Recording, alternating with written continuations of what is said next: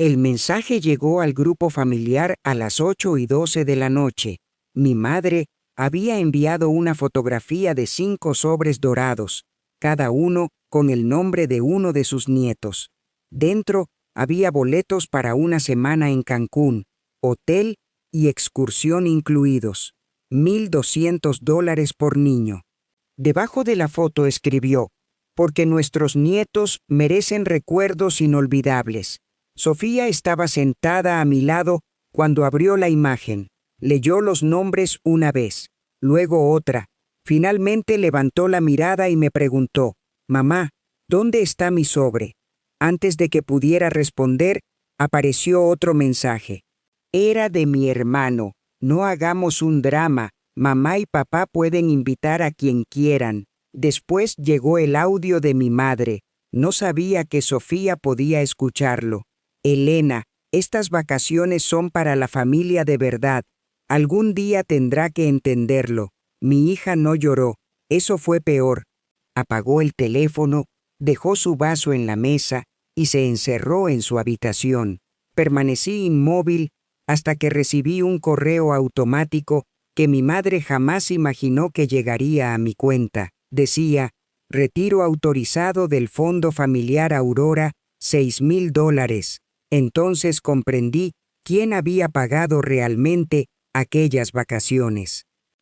Me llamo Elena Navarro y durante 7 años creí que el silencio podía mantener unida a una familia. Cada comentario incómodo, cada invitación olvidada y cada comparación cruel la convertía en una excusa. Mis padres necesitan tiempo, me repetía. Sofía acaba de llegar, decía al principio. Después cambié la frase: ellos pertenecen a otra generación. La verdad era mucho más simple. Mis padres nunca aceptaron que mi hija no compartiera nuestra sangre. Conocí a Sofía cuando tenía 5 años. Yo colaboraba como abogada voluntaria en un programa de acogida y su expediente llegó a mi escritorio dentro de una carpeta azul.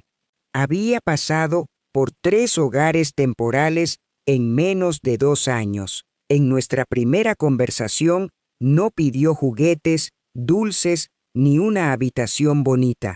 Solo preguntó cuánto tiempo pensaba quedarme. Aquella pregunta me atravesó. 2 años después, cuando el juez firmó la adopción, le prometí que nunca volvería a sentirse provisional. Mi abuela Aurora fue la primera persona de mi familia que cumplió esa promesa conmigo. El día que llevé a Sofía a conocerla, se agachó frente a ella, le ofreció una caja de acuarelas y dijo: una nieta no llega únicamente por la sangre, también llega porque alguien abre la puerta. Desde entonces fueron inseparables.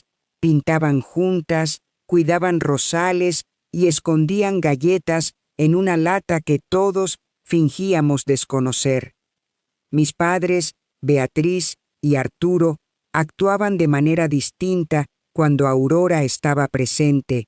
Incluían a Sofía en las fotografías y recordaban su cumpleaños.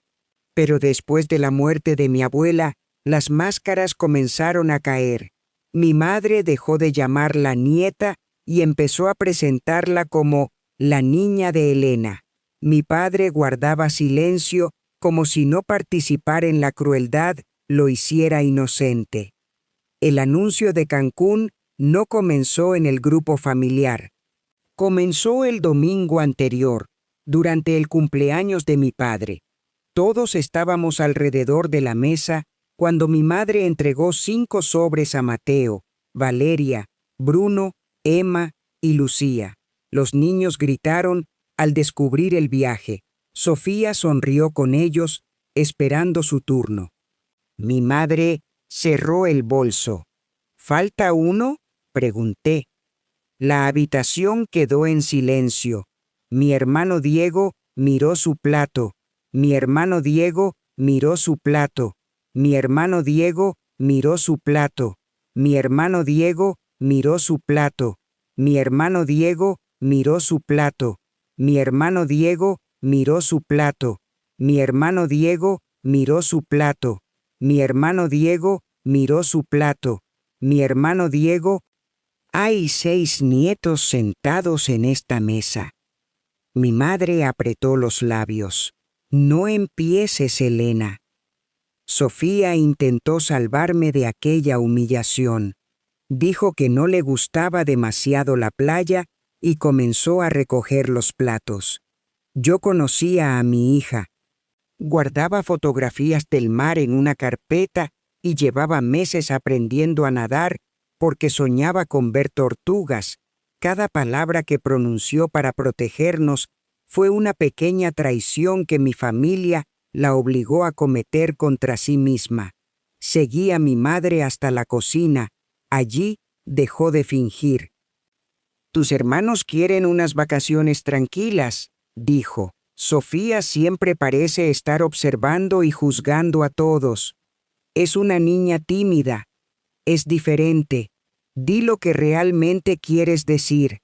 Mi madre sostuvo mi mirada. No es justo obligarnos a sentir por ella lo mismo que sentimos por nuestros nietos. No recuerdo haber decidido marcharme. Recuerdo la mano de Sofía dentro de la mía, la puerta cerrándose y mi padre mirando desde la ventana sin intentar detenernos. En el automóvil, Sofía preguntó si había hecho algo malo. Le dije que no. Me preguntó por qué la abuela Beatriz no la quería. Le dije que algunas personas confunden el amor con la propiedad. Fue una respuesta inteligente y completamente inútil para una niña herida. 3 días después, apareció la fotografía de los sobres en el grupo.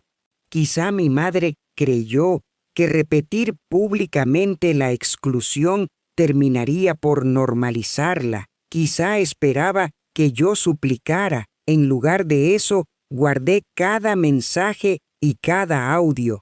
Entonces llegó el correo del Fondo Familiar Aurora. Yo conocía ese nombre. Mi abuela había creado el fondo antes de morir para pagar estudios, emergencias y experiencias importantes de todos sus bisnietos. Mi madre era la administradora principal. Yo figuraba como supervisora sustituta, aunque nunca había recibido un aviso hasta aquella noche. Abrí el documento adjunto, 5 paquetes de $1,200. Destino, Cancún. Beneficiarios, los 5 niños cuyos nombres aparecían en los sobres. En la última página había una casilla marcada por mi madre.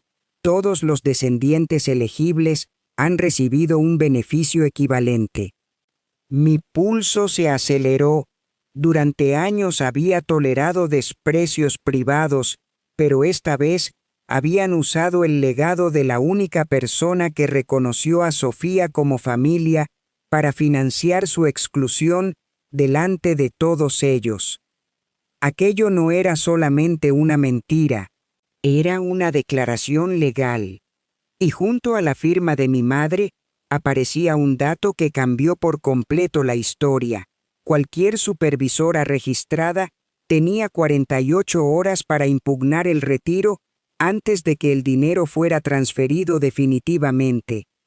El reloj del documento ya estaba corriendo. Me quedaban 47 horas, 36 minutos para impedir que mi madre usara el dinero de Aurora para enseñarle a Sofía que nunca sería suficiente. Abrí el reglamento del fondo buscando alguna salida que justificara lo ocurrido. Encontré lo contrario. En la tercera página, Aurora había escrito una condición imposible de malinterpretar. Todos mis bisnietos, por nacimiento o adopción, tendrán los mismos derechos. Mi madre no había olvidado a Sofía, había mentido deliberadamente para borrarla. Entonces sonó mi teléfono. Era ella. No contesté. Después llegó un mensaje: espero que mañana hayas recuperado la calma. No arruines la alegría de los niños por tus decisiones personales. Leí aquellas palabras frente a la puerta cerrada de mi hija y sentí algo diferente a la rabia, sentí claridad. Guardé una copia del audio, fotografié los sobres y llamé a Lucía Ferrer, la abogada que había preparado el testamento de Aurora. Lucía escuchó sin interrumpirme, luego hizo una única pregunta. Elena, ¿tu madre sabe que todavía eres supervisora? Miré otra vez el contador. No, respondí. Lucía respiró profundamente. Entonces no la llames. Si hacemos esto bien, se enterará cuando ya no pueda esconder nada. Lucía me pidió que descargara todos los documentos antes de tocar el botón de impugnación. Si mi madre había alterado registros, necesitábamos conservar el estado exacto del fondo. Trabajamos por videollamada mientras la casa permanecía en silencio. Cada archivo revelaba otra capa. La reserva se había realizado 6 semanas antes. Mi madre había solicitado 5 paquetes infantiles usando una cuenta creada por Aurora. Para autorizar el retiro, declaró que no existían otros beneficiarios elegibles. También adjuntó una lista familiar donde Sofía aparecía bajo una categoría que no figuraba en ningún documento legal, dependiente externa. Eso no es un error administrativo, dijo Lucía. Alguien escribió estas palabras para evitar que el sistema la contara. Sentí vergüenza, aunque no me pertenecía.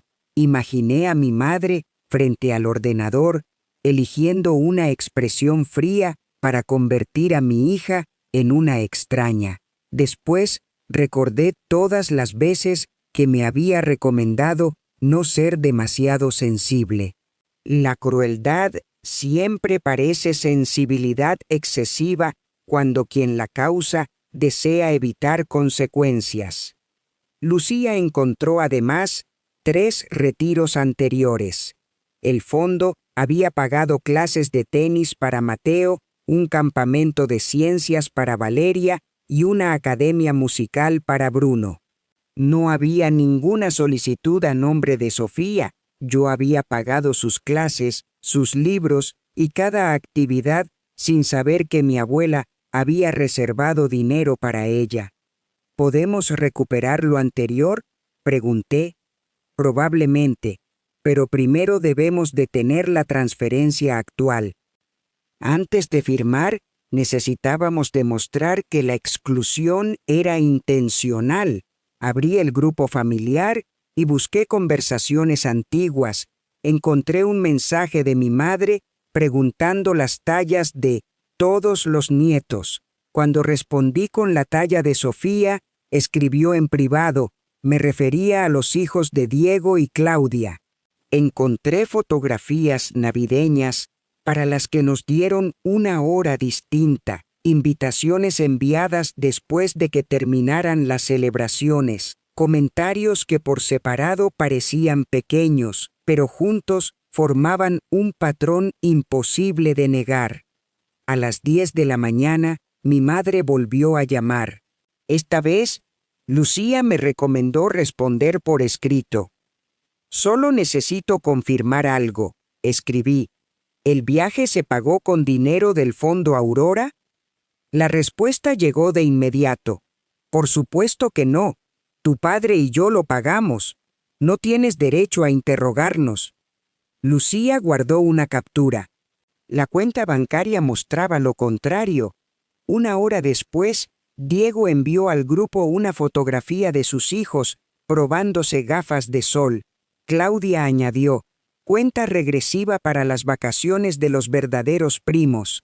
Borró el mensaje casi enseguida, pero yo ya lo había guardado. Sofía salió de su habitación al mediodía. Tenía los ojos cansados y la dignidad cuidadosamente colocada sobre el rostro. Me pidió que no peleara para obligarlos a llevarla.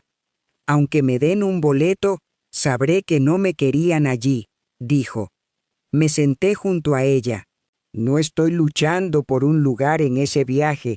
Estoy luchando para que nadie pueda tratarte como si fueras menos y después llamarlo una decisión familiar.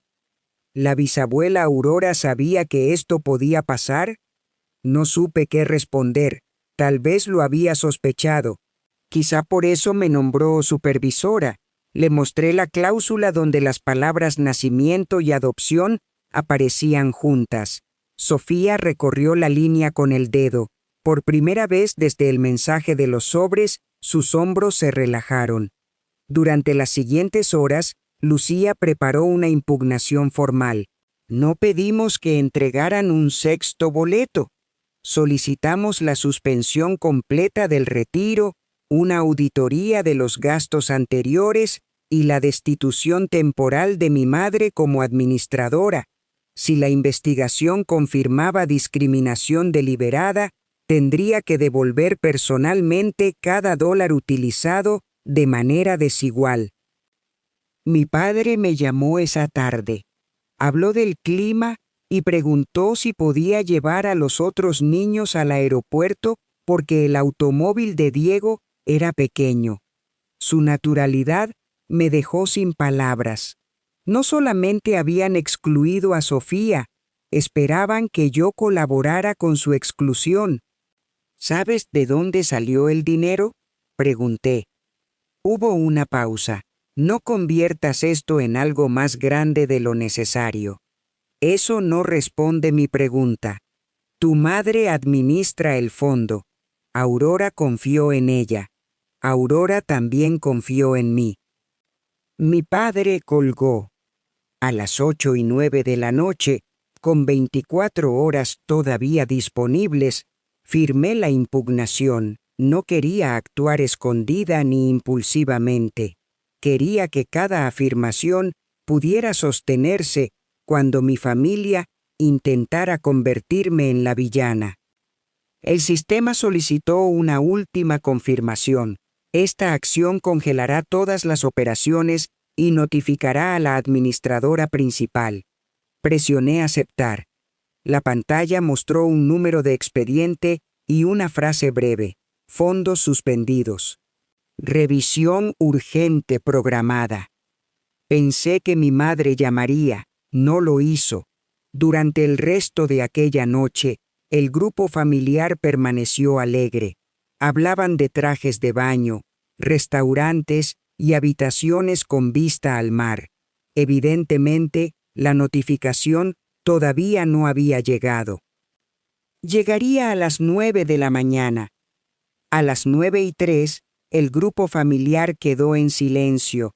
A las 9:20, tenía 17 llamadas perdidas y un mensaje de Diego. Yo había robado las vacaciones de sus hijos. La reserva seguía temporalmente activa. El hotel le dio hasta las 8:12 para sustituir los $6,000 con dinero propio. Exactamente 48 horas después de publicar los 5 sobres dorados, venció el plazo. En la pantalla apareció una notificación: reserva cancelada por falta de pago. Después sonó mi teléfono. Contesté. Mi madre no saludó. Gritó: ¿qué le has hecho a esta familia? Yo miré a Sofía, que dibujaba en la mesa intentando fingir que no escuchaba. Nada, respondí. Solo impedí que usara su herencia para celebrar que la excluiste. Mi madre cambió de tono. Dijo que podían añadir un sexto boleto, como si mi hija fuera una maleta olvidada. Le expliqué que ya no estábamos negociando una invitación. Hablábamos de documentos falsos, dinero retirado y años de beneficios negados.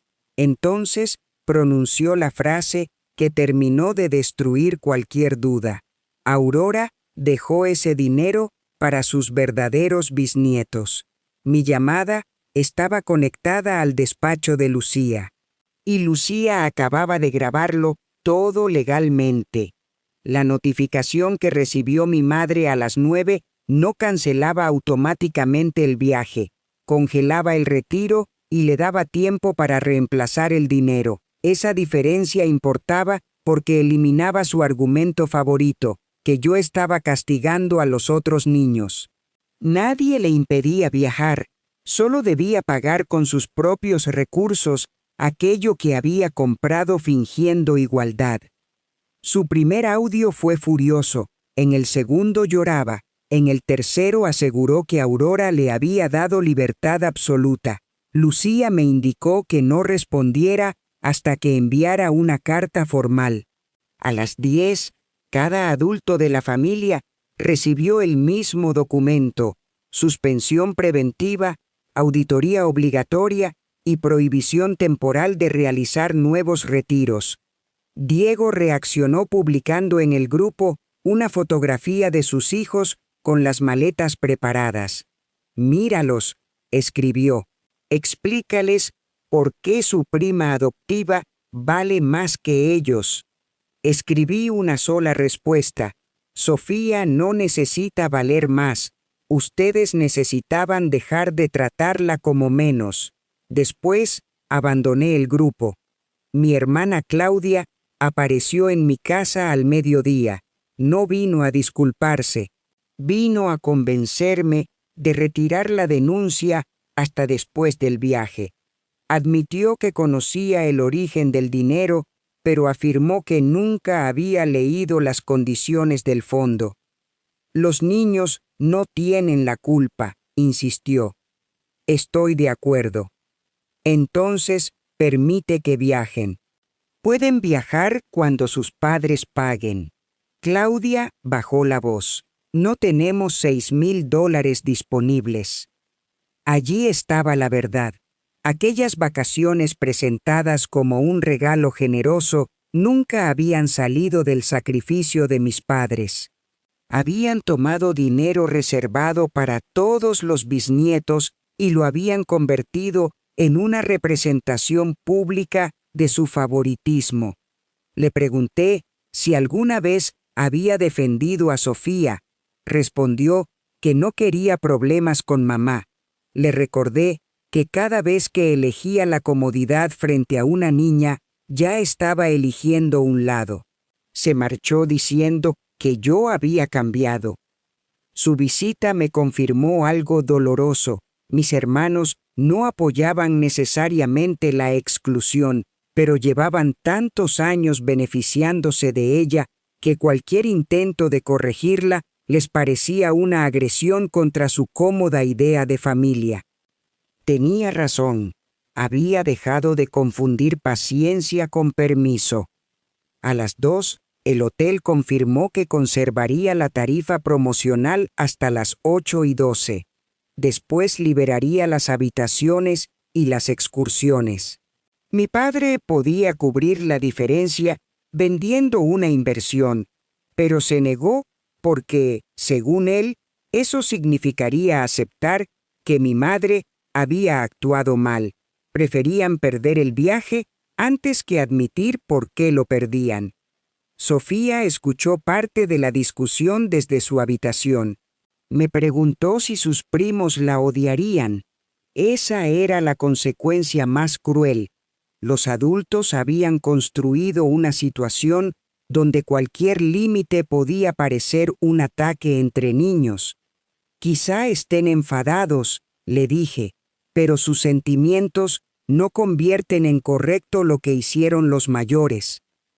Ella guardó silencio y después preguntó si había sido egoísta por querer un sobre. La abracé con tanta fuerza que casi no pude responder. Le dije que desear pertenecer no era egoísmo. Egoísta era exigirle que aceptara su exclusión para que otros disfrutaran sin incomodidad. A las 7:50, mi madre envió a Lucía una propuesta. Añadiría a Sofía al viaje si retirábamos la auditoría. No ofreció disculpas ni reconoció la mentira. Quería comprar silencio con el mismo boleto que había negado. Sofía decidió por nosotras. «No quiero ir», dijo. «No si tengo que fingir que esto nunca pasó». Lucía rechazó la propuesta. A las 8:12, las habitaciones quedaron liberadas. La nueva tarifa para las mismas fechas superaba los $18,000. Entonces llegó la llamada que Lucía grabó. Mi madre confirmó con su propia voz que consideraba a Sofía fuera de la familia y que había usado el fondo según esa creencia. Cuando Lucía intervino para informarle que sus palabras serían incorporadas a la auditoría, mi madre dejó de gritar. «Esto es una conversación privada», murmuró. En este estado, podemos grabar una llamada con el consentimiento de una de las partes, explicó Lucía. Elena ha dado el suyo. Mi madre colgó. Durante unos minutos no ocurrió nada. Después mi padre me escribió desde un número desconocido. Pensé que intentaría defenderla. En cambio, envió una fotografía tomada dentro de su caja fuerte. Mostraba un sobre antiguo, sellado con cera verde. Reconocí inmediatamente la letra de Aurora. En el frente decía, para Sofía, cuando alguien intente hacerla sentir ajena. Llamé a mi padre, pero rechazó la llamada. Escribió que mi madre nunca había sabido de la carta y que él había prometido entregarla cuando Sofía cumpliera 18 años. Luego añadió una frase inquietante. Ahora creo que Aurora sabía que no podíamos esperar. Le pedí que llevara el sobre al despacho de Lucía sin abrirlo. Tardó varios minutos en responder. Finalmente escribió, «Iré mañana, pero tu madre hará todo lo posible para impedirlo». Mi padre llegó tarde al despacho de Lucía con el sobre bajo la chaqueta. Antes de sentarse, pidió cerrar las persianas. Lucía grabó la apertura del sello intacto. Dentro había 4 páginas, una memoria pequeña y una cláusula certificada ausente del portal familiar. Aurora no solo había previsto que alguien excluyera a Sofía, había establecido la consecuencia. Si cualquier administrador diferenciaba entre descendientes biológicos y adoptados, perdería el control del fondo y respondería con su patrimonio por cada beneficio desigual. Mi madre no había arriesgado solamente $6,000. Había activado la cláusula que podía obligarla a devolver todos los retiros de los últimos años. Lucía conectó la memoria. La voz de Aurora llenó la habitación. Sofía, si estás escuchando esto, alguien intentó convencerte de que llegaste tarde a nuestra familia. Quiero que sepas algo. Algunos nacen dentro de una casa, otros son la razón por la que esa casa aprende a ser un hogar. Mi padre comenzó a llorar. Entonces la puerta se abrió violentamente. Mi madre había seguido su automóvil, miró la carta, la cámara y mi teléfono sobre la mesa. Por primera vez no me vio como a una hija difícil, me vio como a una testigo. Mi madre exigió que apagáramos la grabación. Lucía respondió que el despacho estaba documentando la apertura de una pieza testamentaria y que todas las personas presentes serían identificadas. Beatriz podía quedarse en silencio o marcharse. Eligió quedarse, probablemente porque controlar una situación siempre le había parecido más importante que comportarse correctamente dentro de ella. Esa carta no cambia nada, dijo. Aurora me nombró administradora. Lucía levantó la copia certificada. La nombró administradora condicionada.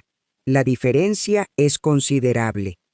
Mi padre confesó que Aurora le entregó el sobre 2 meses antes de morir. Le pidió guardarlo fuera de la casa y abrirlo si Beatriz cuestionaba públicamente el lugar de Sofía. Él lo escondió en su caja fuerte, pero después del funeral permitió que mi madre trasladara los documentos principales sin mencionar la carta. Tuve miedo de destruir la familia, me dijo.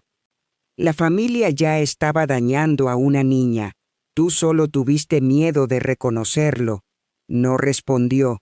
Sus lágrimas no borraban su responsabilidad, aunque demostraban que finalmente podía verla. Lucía reprodujo el resto del video. Aurora no acusaba ni gritaba.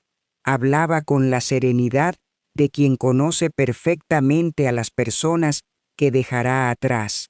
Recordó el primer dibujo que Sofía le regaló, una casa amarilla con 7 ventanas.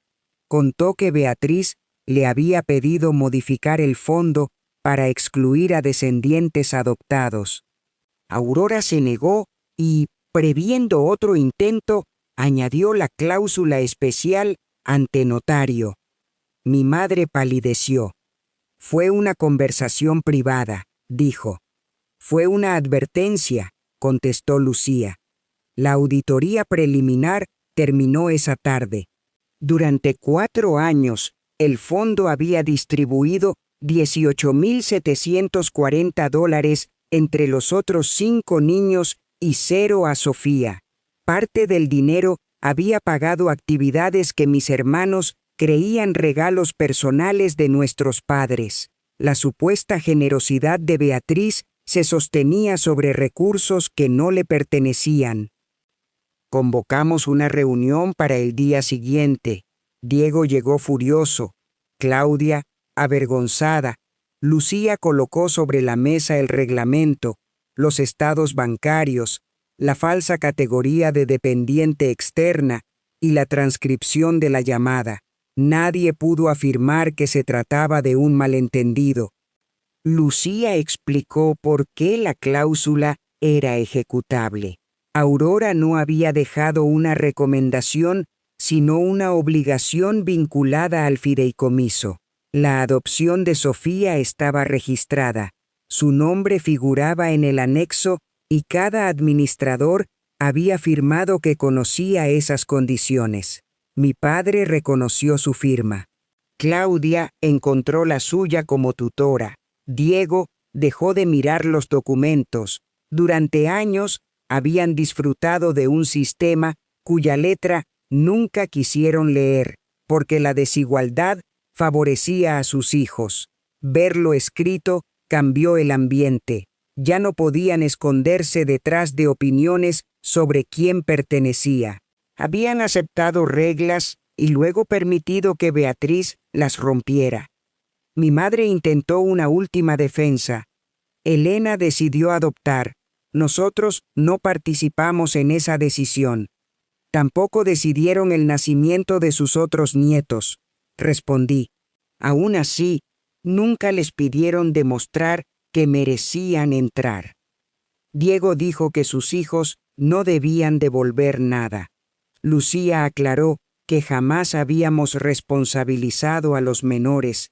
La obligación recaía sobre la administradora que autorizó los retiros. Mi madre tendría 90 días para reintegrar la cantidad, renunciar al control del fondo y aceptar una contabilidad independiente. Si rechazaba el acuerdo, iniciaríamos una demanda civil utilizando sus formularios falsos y su confesión grabada. Claudia fue la primera en hablar. «Firma, mamá».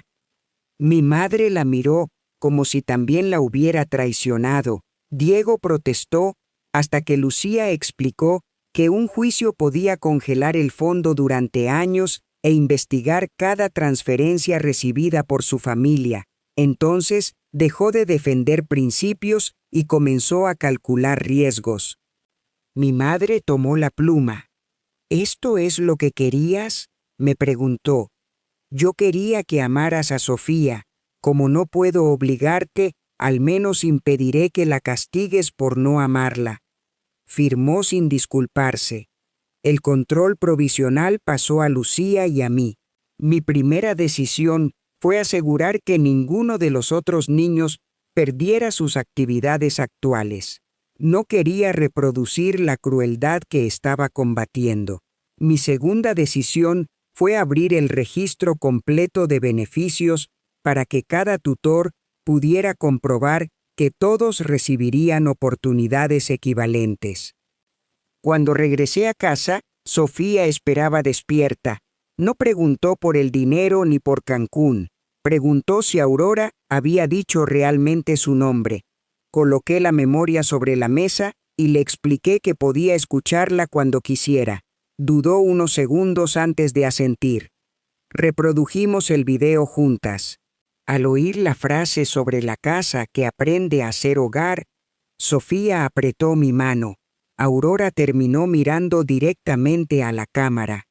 Nunca permitas que la incapacidad de otra persona para reconocerte se convierta en una duda sobre tu valor. Tú no fuiste una excepción, Sofía. Fuiste mi elección también. Mi hija, que no había llorado frente a los sobres, finalmente lloró por alguien que sí había dejado un lugar para ella. 3 meses después, apareció un sexto sobre dorado. Llevaba el nombre de Sofía y un cheque por $1,200, el precio de aquellas vacaciones. Mi madre escribió, para que nadie diga que recibiste menos. Sofía sostuvo el cheque sin sonreír. Después me preguntó, ¿esto significa que ahora tengo que perdonarla? La pregunta revelaba otro daño. Beatriz pretendía que el dinero comprara acceso a quien había herido. Le dije que devolver lo que debía era una obligación, no una disculpa. Sofía rompió la nota, pero guardó el cheque. Esa tarde mi madre llegó sin avisar. Ya no conducía el automóvil nuevo. Lo había vendido para devolver al fondo los $18,740. Se quedó en la acera y pidió hablar con mi hija. Yo no abrí la puerta. Le pregunté si estaba preparada para decir, fui cruel, sin añadir, pero. Permaneció callada tanto tiempo que pensé que se marcharía. Entonces bajó la cabeza y pronunció esas 2 palabras. No la convertían automáticamente en una abuela diferente. Tampoco borraban años de exclusión.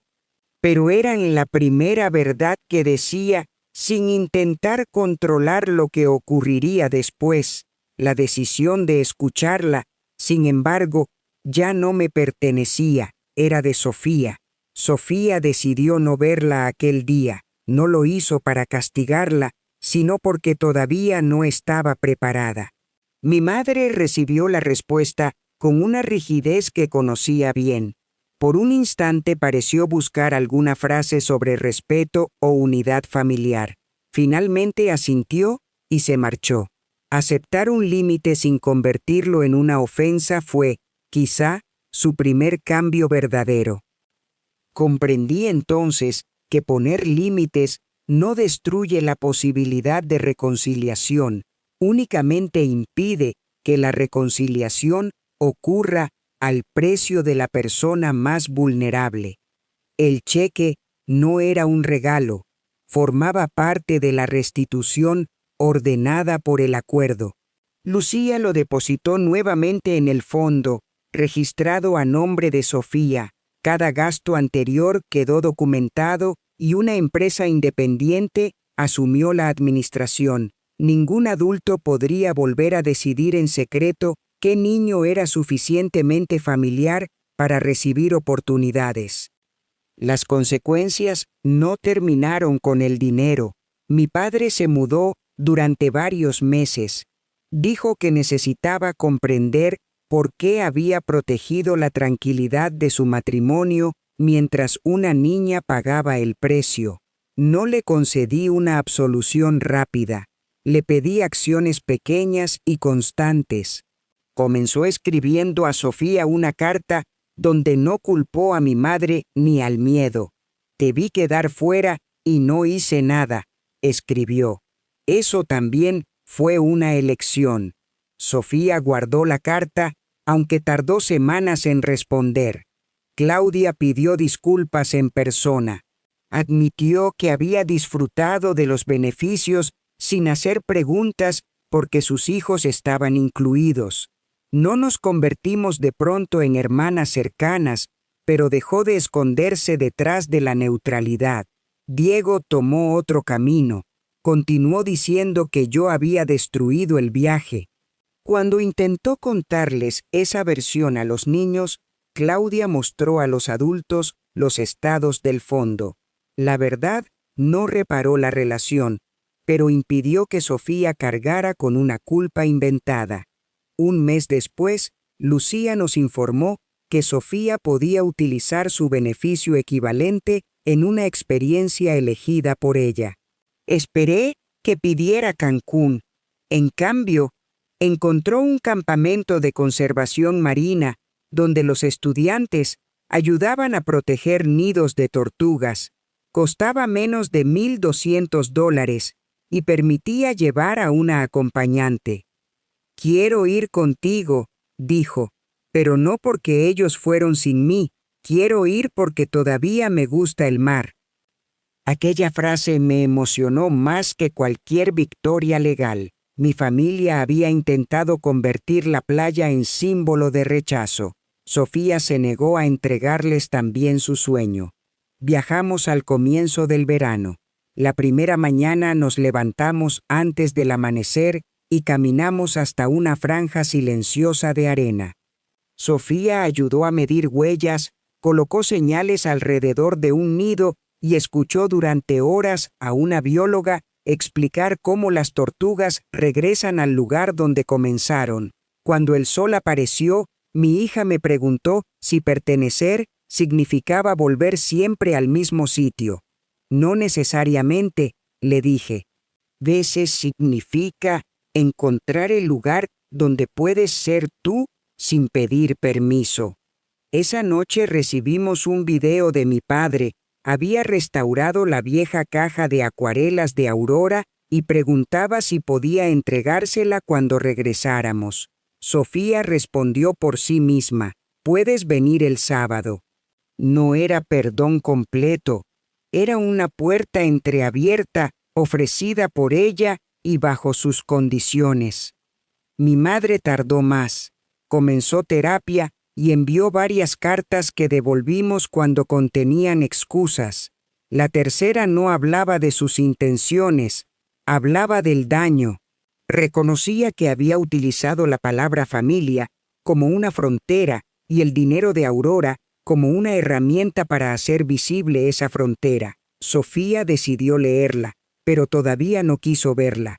Aprendí a no apresurar su proceso para aliviar la culpa de otros. El sexto sobredorado permaneció vacío en nuestro escritorio. Sofía lo decoró con una pequeña tortuga y guardó dentro una copia de la frase de Aurora, «Fuiste mi elección también». No conservó el sobre como recuerdo de las vacaciones perdidas, lo convirtió en prueba de algo más importante. Nadie podía definir su lugar sin su consentimiento. Durante años, pensé que proteger la paz significaba soportar comentarios, sonreír en fotografías incompletas y esperar que el tiempo volviera bondadosas a personas cómodas con la crueldad. Estaba equivocada. La paz que exige el silencio de un niño no es paz, es obediencia. Mi familia pagó vacaciones para todos los nietos menos mi hija porque creyó que yo preferiría pertenecer antes que defenderla. 48 horas después, comprendieron su error. No cancelé un viaje. Cancelé la idea de que podían utilizar el amor, la sangre o el dinero para decidir cuánto valía Sofía. Y si alguna vez alguien intenta convencer a un niño de que ocupa un lugar prestado, recuerden esto: la familia verdadera no es la que abre la puerta cuando la ley la obliga, es la que nunca hace que un niño tenga que preguntar por qué su nombre no estaba en el sobre.